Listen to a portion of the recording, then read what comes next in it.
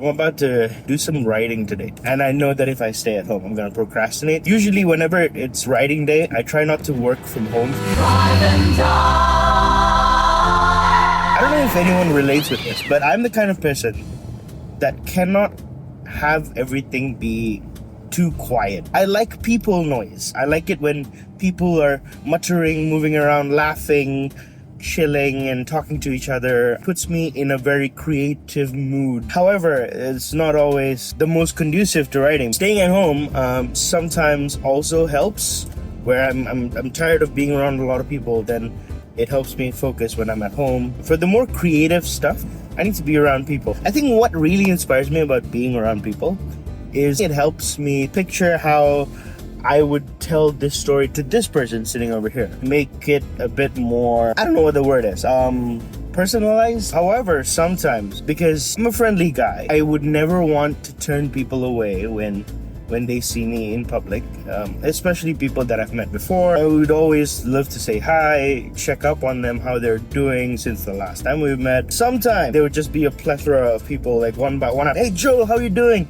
It's good to see you. I'm not trying to make this video to sort of put them down. Like, if you ever see me in public, please come and say hi. I would love to meet you. I really love people, and I like following up, catching up with people, seeing how they're doing, and especially people who are extremely driven, who are pursuing things in life, who have a vision for their future. I always feel very inspired when I'm around such people, and I would never want to lose such conversations. But I just can't write anymore. I'm gonna sit down and chat with somebody for the next 5 minutes. A lot of great stories actually do come from such interruptions. I often find myself, after someone leaves from a conversation, if there's pieces or bits in that conversation that I find interesting, I quickly just put it down in my notes app. I might reflect on those on a future date, but I'll just record that moment. Yeah, of course, there are some days where I do have uninterrupted writing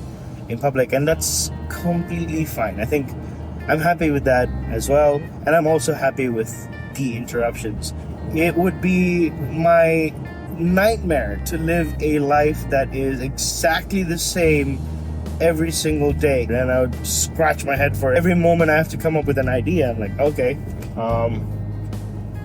what am I gonna write about now? And when someone interrupts me and we catch up and they follow up on me, and I catch up with them, it kind of triggers something within me. I'm like, oh, I actually haven't talked about this specific part of my life in so long. Maybe I want to talk about that. Or, oh, this person's going through a breakup. Oh, I've been through a breakup, so I know how that feels, and let me talk about that. Those things would not have happened if it were not for those interruptions, and I'm grateful for that. And above all of that, to be really honest with you, the reality is, I do love people. I don't really care if someone has a different belief system to me. I think we all can share a love for humanity, regardless of whether we agree with each other. I think differences are okay to notice, but regardless of noticing those differences, we want to be as accepting as possible to those around us. I used to be extremely selective with the people that I used to hang around, and nowadays I'm not anymore, because like I don't really care if you think something other than I think, but I just want to know what you think. I just want to learn why you think what you think, and what brought you to this belief, and what brought you to these thoughts, and how you arrived at your conclusion, because that helps me understand your perspective and empathize with you as a fellow human being. I think that gives a lot more dignity to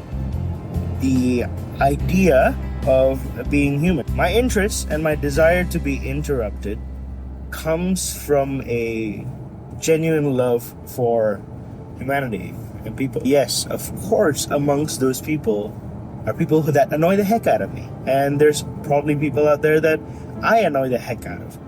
But irregardless, I think we can still care for each other, and we can love one another as human beings, irregardless of us getting on each other's nerves. I don't know who told me this. They said that the areas where you hurt the most are signs of where you haven't healed yet. if someone's causing us to feel hurt.